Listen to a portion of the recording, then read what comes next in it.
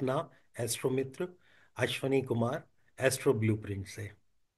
जैसा कि आप सभी जानते हैं कि इस चैनल का जो उद्देश्य है वो जन साधारण तक ज्योतिष विद्या को पहुंचाना है।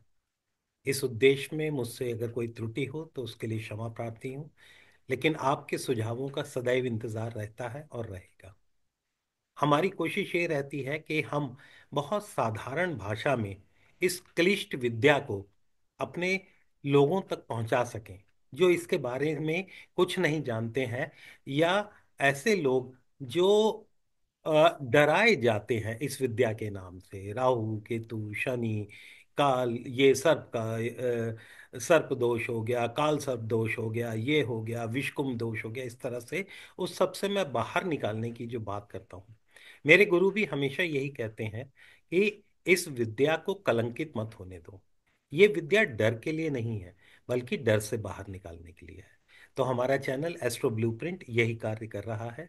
और मैं ये आप सबसे हृदय से निवेदन करूंगा कि आपने अगर इस चैनल को अभी तक सब्सक्राइब नहीं किया हो तो कृपया इस चैनल को सब्सक्राइब करें, शेयर करें, लाइक करें। आपका जो शेयर करना है या आपका सब्सक्राइब करना है वो मुझे बहुत मोटिवेट करता है कि अपनी इस प्रतिज्ञा को, अपने इस कार्य को मैं निरंतर और प्रयासरत रखूं और आगे बढ़ता रहूं।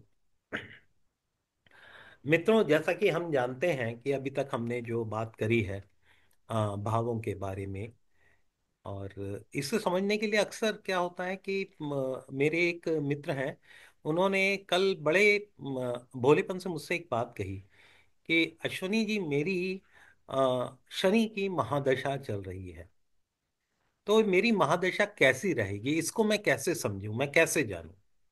तो मैंने उनको एक बात बताई, वही बात मैं आप लोगों के सामने रखना चाहता हूँ। जैसा कि हम सभी जानते हैं कि हमारे जो पूरी कुंडली है उसमें 12 भाव होते हैं और 9 ग्रह होते हैं। 12 राशियां भी होती हैं, पर अभी हम उसकी बात नहीं कर रहे हैं। हम बात कर रहे हैं 12 भावों की और 9 ग्रहों की। यही जो 9 ग्रह हैं, ये हमारे जीवन में हर्ष विषाद सुख दुख सभी तरह का अपना रोल निभाते हैं। अब इसमें से कुछ ग्रह जो है वो नैसर्गिक रूप से, नेचुरल रूप से जो है वो बेनिफिक ग्रह कहलाते हैं, यानी कि शुभ ग्रह कहलाते हैं। ग्रह तो सारे शुभ होते हैं, पर कर्तव्य चूंकि अलग होने के कारण इंसानी बुद्धि उन्हें अशुभ ग्रह की परिभाषा में रख देती है। अगर जिला न्यायाधीश है और उसे किसी को फांसी पे लटकाना है, तो जिला न्यायाधीश अशुभ तो नहीं कहला जाएगा। तो इसी तरह से जो ग्रह होते हैं वो अशुभ नहीं है, लेकिन उनको अशुभता की परिभाषा इसलिए दी गई है कि उनको कुछ हमारे जीवन में ऐसे परिणाम लाने हैं जो हमारे मन के हिसाब से नहीं है। तो सबसे ज्यादा जो हमारे शुभ ग्रहों में से, मतलब दो श्रेणी में अगर मैं बांटूं, शुभ और अशुभ में, तो शुभ ग्रहों में आते हैं हमारे गुरु ग्रह, शुक्र ग्रह, चंद्र ग्रह और बुध ग्रह। ये हमारे जो हैं वो शुभ में आते हैं। इसमें से जो बुध हैं और जो चंद्र है वो थोड़े कंडीशनल शुभ हैं। जैसे चंद्र जब पक्ष बली होगा, यानी कि पूर्णिमा के आसपास शुक्ल पक्ष का जब होता है, तब हम उसे शुभ कहते हैं। और जब वो शुक्ल पक्ष का नहीं होता है, कृष्ण पक्ष का होता है और अमावस की समय का होता है, तो हम उसे अशुभ मानते हैं। इसी तरह से बुध को ये कहा जाता है कि उसकी जैसी संगति वैसा उसका प्रभाव होता है। अगर बुध जो है वो शुभ ग्रहों के साथ बैठा हुआ है तो वो शुभ कहलाता है, और बुध अगर अशुभ ग्रहों के साथ है तो वो अशुभ कहलाता है। लेकिन अगर वो अकेला ही है तो वो शुभ ही कहलाएगा। और मात्र सूर्य के साथ होने से वो अशुभ नहीं बनता, क्योंकि सूर्य के साथ और उसके निकट रहना उसकी नियति है। अब जिन्हें हम अशुभ ग्रह कहते हैं वो कौन से हो गए? वो हमारे हो गए मंगल, शनि, राहु और केतु। अब एक तीसरी कैटेगरी बची सूर्य। ये अशुभ नहीं है, ये क्रूर है, क्योंकि पिता के समान है, ये हमारे पिता के रूप में है। थोड़ा सा क्रूर हो सकते हैं, थोड़ी कठोरता बरत सकते हैं अपने संतान के प्रति, लेकिन क्रूर नहीं है। अब इसके बाद हम बात करते हैं कि हमारे कुंडली में ये जो ग्रह हैं इनको रोल क्या मिला है। इनको जो रोल मिला है तात्कालिक रूप से करने के लिए, ऐसा नहीं है कि गुरु को कभी भी हमेशा ही अच्छा रोल करने को मिले। कभी कभी गुरु को भी कठिन रोल दिया जा सकता है। तो ये कुंडली विशेष पे निर्भर करता है। तो अब हम ये देखते हैं कि किसी भी ग्रह का जो कार्य होता है वो दो चीजों पे निर्भर करता है। एक तो उसका नैसर्गिक रूप और दूसरा उसका तात्कालिक रूप। तात्कालिक रूप से यहाँ क्या मतलब है वो मैं आपको बताना चाहता हूं।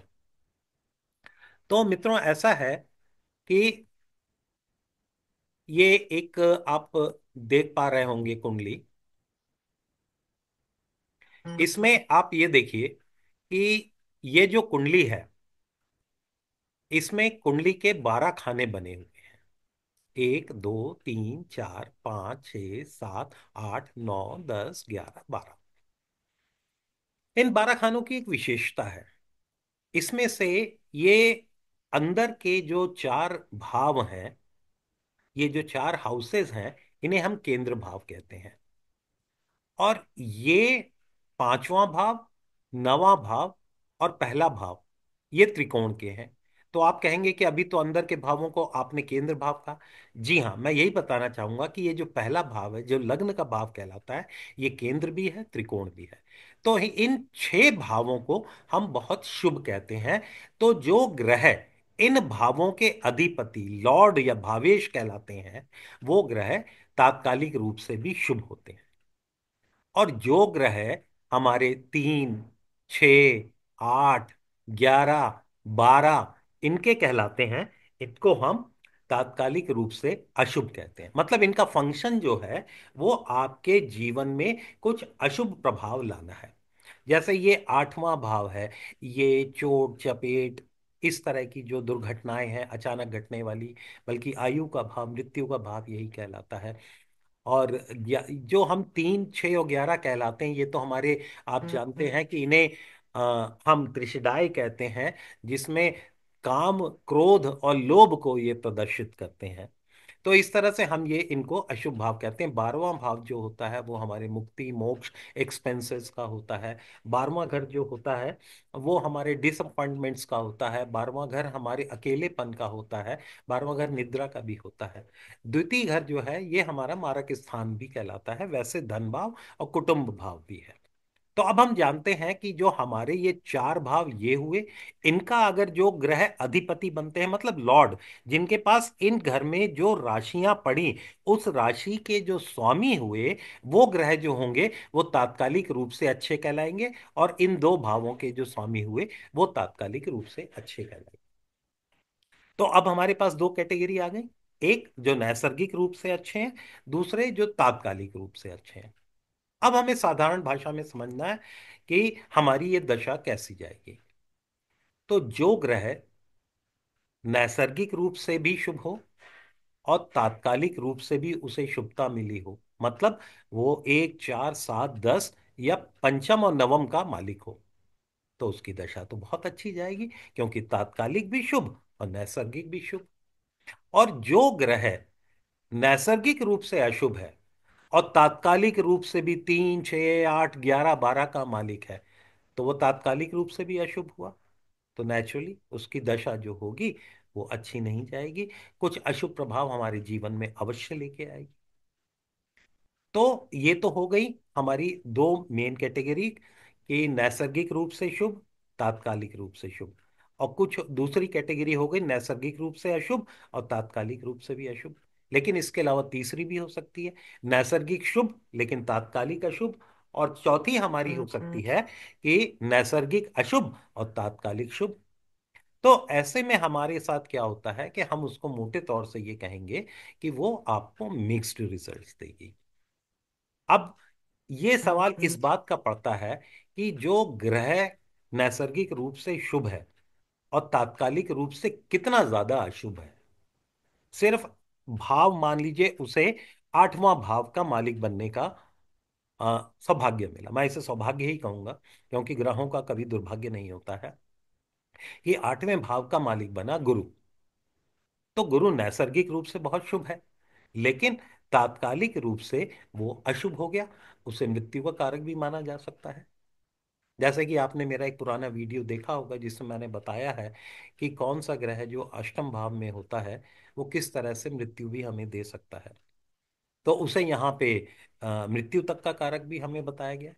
अगर वो छठे भाव का मालिक बनता है कोई ग्रह, मान लीजिए कि वो बुध ग्रह है, वो छठे भाव का है, तो रोग देना, ऋण देना और शत्रुता पैदा करना ये उसका कार्य होगा। वैसे जो बुध है वो नैसर्गिक रूप से शुभ है। तो हम अब इस बात को यहाँ पे एक प्रामाणिक रूप से ये कह सकते हैं कि ग्रह अगर नैसर्गिक शुभ है और तात्कालिक शुभ है, उसकी दशा बहुत अच्छी जाएगी। जो ग्रह नैसर्गिक रूप से अशुभ है और तात्कालिक रूप से अशुभ है, उसकी दशा जो होगी वो कष्टकारी जाएगी। और जो दोनों में से है कि तात्कालिक शुभ है लेकिन नैसर्गिक अशुभ है, या नैसर्गिक शुभ है और तात्कालिक अशुभ है, उनकी दशा जो होगी वो मिक्स्ड हो जाएगी। तो दोस्तों, आज तक का वीडियो यही था, लेकिन मैं आपको एक विशेष बात यहाँ पे ये बताना चाह रहा हूँ कि ये बिल्कुल काखा गा है, सिर्फ जानने के लिए कि हमारी दशा कैसी जाएगी। इसके और बहुत सारे क्लॉजेस, सब क्लॉजेस, जैसे जब हम लॉ कर रहे थे तो हमारे एक मेन क्लॉज होता था, सब क्लॉज होता था, एक्सेप्शनल क्लॉज होता था, सब सब क्लॉजेस होते थे। तो उसी तरह से यहाँ भी है कि अगर वो मैं आगे आगे के वीडियो में मैं आपसे चर्चा करूंगा कि ये अपने आप में संपूर्ण विवेचना नहीं है दशा की। इसके बहुत सारी और भी गुण और परिभाषाएं हैं जिनके बारे में हम आगे चर्चा करेंगे और बताएंगे कि दशाओं को हम किस तरह से देखें और कैसे समझें। वैसे मेरे वो मित्र लोग जो इसको और ज़्यादा डिटेल में जानना और समझना चाहते हैं, उनके लिए मैं कहूँगा कि एक बहुत सुंदर पुस्तक है जिसका नाम है लघु पराशरी, मात्र 42 श्लोकों की है। और उसको अगर पढ़ें तो खास तौर से वो विंशोत्तरी दशा के बारे में ही हमें बताती है। तो उसे पढ़ के हम बहुत अच्छे से सीख सकते हैं कि हमारी दशा कैसी जाएगी। तो एक बार आप लोगों का सबका बहुत बहुत धन्यवाद, और अपना प्रेम और स्नेह बनाए रखिए। आपका अपना मित्र अश्वनी कुमार, एस्ट्रो